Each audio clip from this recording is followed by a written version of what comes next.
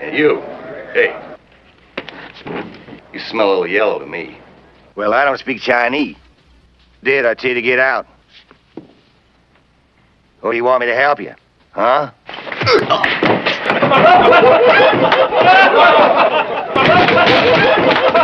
I'm gonna bust your head.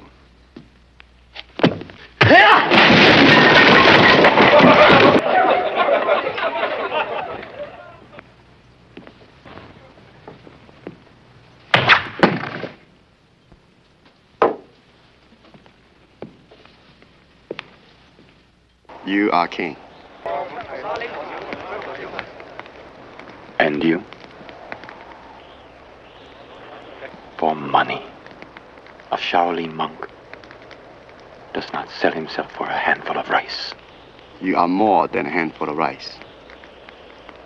I have spent many weeks searching for you. It's long been known that you have escaped to this country. And so, you have found me.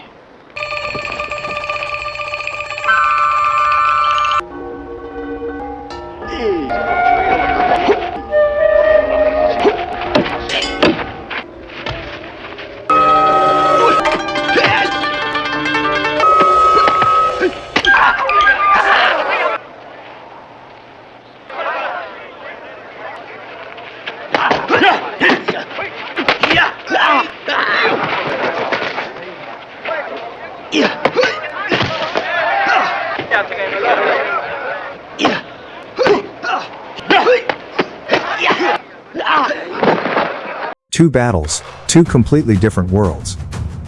But everything revolves around one bounty worth $10,000. Why would a kind-hearted Shaolin monk, born of mixed American and Chinese blood, become a fugitive hunted relentlessly across two continents? That dark secret began with a red-hot scar burned into his hands, and with an assassination that once shook the entire imperial capital. To understand the root of all this hatred, we need to go back to China many years earlier. Outside the gates of the Shaolin Temple, the monks took in orphan children every week, children with nowhere else to go. And this is where we first meet Caine. At the time, Caine was just a young orphan who had lost both parents. He had only one dream, to walk through the gates of Shaolin and become a disciple. But because of his mixed blood, he was rejected again and again, week after week. Still, Caine refused to give up. He waited outside the temple gates for days under the scorching sun and through pouring rain. His persistence eventually moved the monks, and for the first time, the Shaolin Temple broke its own rules to accept a mixed-blood disciple. Caine quickly proved he deserved that chance. He lived with discipline, worked hard and carried a sincere heart. Rain or shine, Caine quietly handled every task, from sweeping the courtyard and cleaning the floors to the smallest chores. He never complained, not once, and those simple tasks turned out to be trials that not every disciple could endure. It was also here that Caine met Master Po, a blind master with unbelievably sharp senses. Strike! Close your eyes. Do you hear the grasshopper, which is at your feet? From the very first meeting, Po gave him a special nickname, Grasshopper. The first lesson Po taught Caine was surprisingly simple. Martial arts do not live in the eyes. They live in the ability to listen and understand the world through the soul. Kung Fu was never just about fighting. What Shaolin truly pursued was inner strength, because only by mastering oneself can a person overcome everything from the outside world. The heat, the cold, pain, or even hunger. Only after conquering those limits can a person remain calm in the face of hardship. What is the best way to deal with force? As we prize peace and quiet above victory, What is that, sir? run away. And Po taught Caine something even more important. An empty barrel always makes the loudest sound when struck. Those who are truly strong never need to show off. Real strength belongs to the person who can keep their mind calm still like water. Shaolin martial arts exist to defend life and protect others, not to kill, not to satisfy the ego. Years passed, Caine gradually matured both physically and mentally, but before leaving Shaolin Temple he still had to face one final test.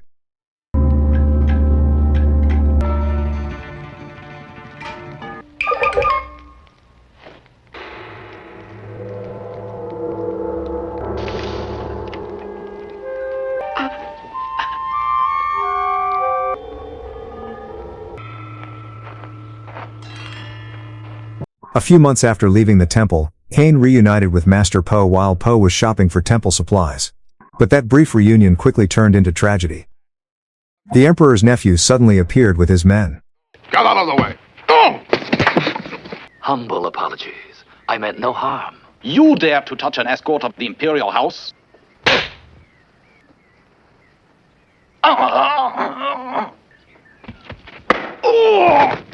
Even one of the royal house should not punish an old blind man twice.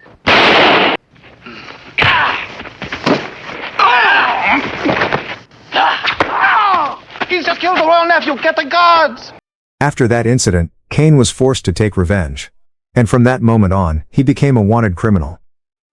With a death warrant hanging over him, Caine crossed the ocean and fled to America. But he had no idea. Just as one hell closed behind him in China, another far crueler was waiting in the American West. When he stopped at a saloon to ask for water, Caine immediately became the target of a group of cowboys. But it did not take long for him to make them understand. He was not someone to mess with.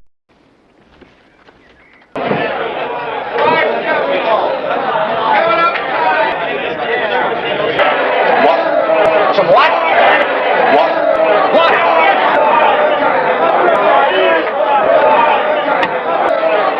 Oh, that's all right. Water's free around here. Where'd you come from? The desert. The desert! What a liar. Hey! You with a funny hat. Now, you know I don't like any slant eyes in a white man's saloon. Huh? And you, hey, you smell a little yellow to me. Well, I don't speak Chinese. Did I tell you to get out? Or do you want me to help you? Huh?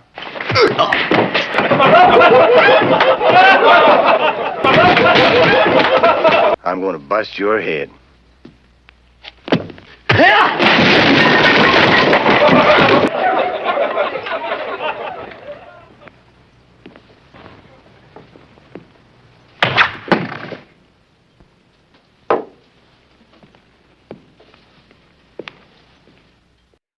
After leaving the saloon, an elderly man named Han Fei approached him. He offered to help Caine get a job at a railroad construction camp. At first it seemed like the chance for a fresh start. But the American dream shattered quickly. Caine arrived at the railroad construction site, a place where thousands of Chinese immigrant workers were being brutally exploited under the burning sun. The camp was controlled by Dilton. Working beside him was a geological engineer named McKay. And then there was Relive, the armed overseer who always carried a gun and never hesitated to shoot anyone who resisted. Speak English? During a geological survey, McKay discovered a methane gas pocket buried beneath the mountain the railroad was supposed to pass through. He immediately warned Dilton, if they used explosives to blast through the mountain, the entire gas pocket could ignite, and the result would be a massacre. McKay wanted to reroute the railroad to avoid the mountain, but Dilton did not care. The only thing he cared about was money.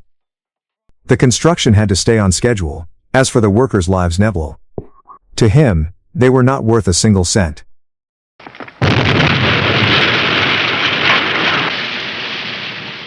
McKay strongly opposed him. He declared that he would report everything to the authorities and shut the project down.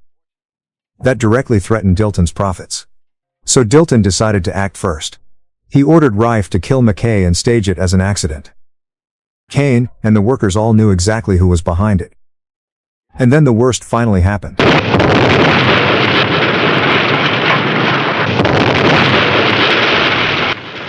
The engineer warned them. The methane explosion killed hundreds of workers. The anger of the survivors reached its breaking point. They wanted to fight back. But Dilton moved first. He shot dead the worker leading the resistance. The entire crowd instantly fell into fear.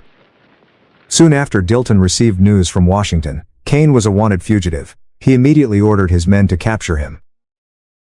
But Caine escaped the moment the guards let their guard down.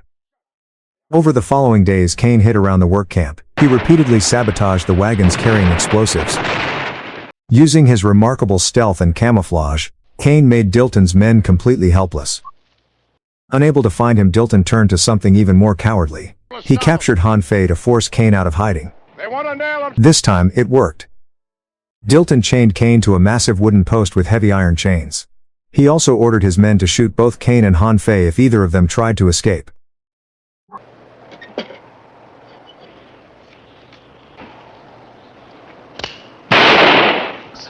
Still breathing. Let's get these ropes up.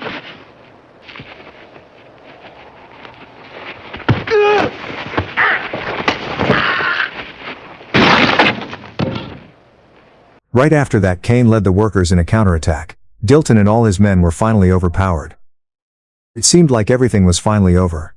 But the next morning, groups of strangers suddenly came looking for Caine. You are Caine. And you? For money. A Shaolin monk does not sell himself for a handful of rice. You are more than a handful of rice. I have spent many weeks searching for you. It's long been known that you have escaped to this country. And so, you have found me.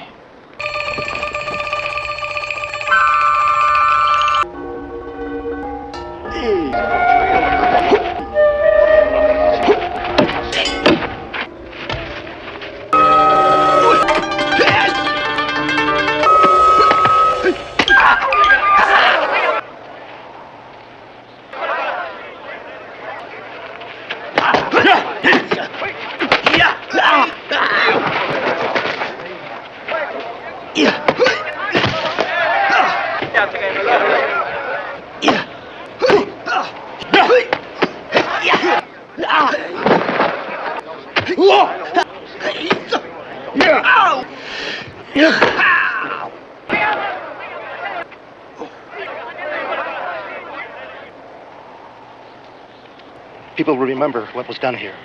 They will think of it with respect. The taking of a life does no one honor. The enemy had been defeated, but Caine understood one thing very clearly: America was no longer safe for him. His past continued to follow him like a shadow. And so the lone monk continued his journey, running from bounty hunters, and searching for his younger brother Danny.